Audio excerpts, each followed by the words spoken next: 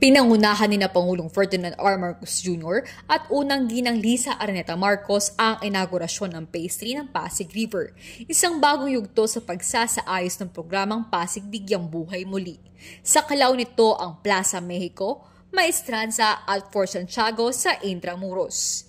Ang proyektong ito ay bahagi ng patuloy na pagsasaayos at pagsabuhay sa makasaysayang Ilog Pasig sa pangunguna ng Interagency Council for Pasig River Urban Development at Department of Human Settlements and Urban Development. Ayon kay District Secretary Jose Rizalino Acosar, ang pagbabago ng Pasig River ay patunay ng dedikasyon sa sustainable development habang pinapanatili ang yaman ng kultura at kasaysayan. Bilang pagtugon sa Executive Order 35 ni Pangulong Marcos Jr., target ng proyektong ito na maibalik ang dating sigla ng Ilog Pasig at gawing sentro ng transportasyon, libangan at turismo.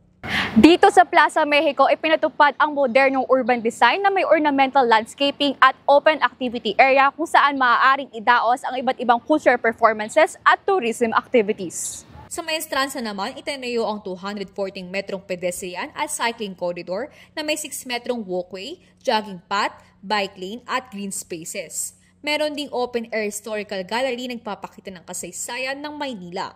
Samantala, sa Fort Santiago Riverwalk, isinagawa ang rehabilitasyon ng promenade upang gawing mas ligtas, maaliwalas at accessible sa publiko. Kabilang dito ang mas pinatatag na walkway, pinalakas na ilaw at modernong safety features.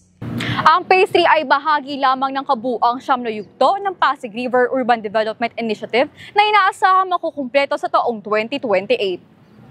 Dagdag pa ng Sekretary Acosar, ang patuloy na rehabilitasyon ng Pasig River ay hindi lamang nagpapakita ng mga pagbabago para sa turismo, kundi para rin sa mga komunidad na nakapalibot dito. Ako si Christine Replan ng Department of Human Settlements and Urban Development para sa The Sud Express Balita.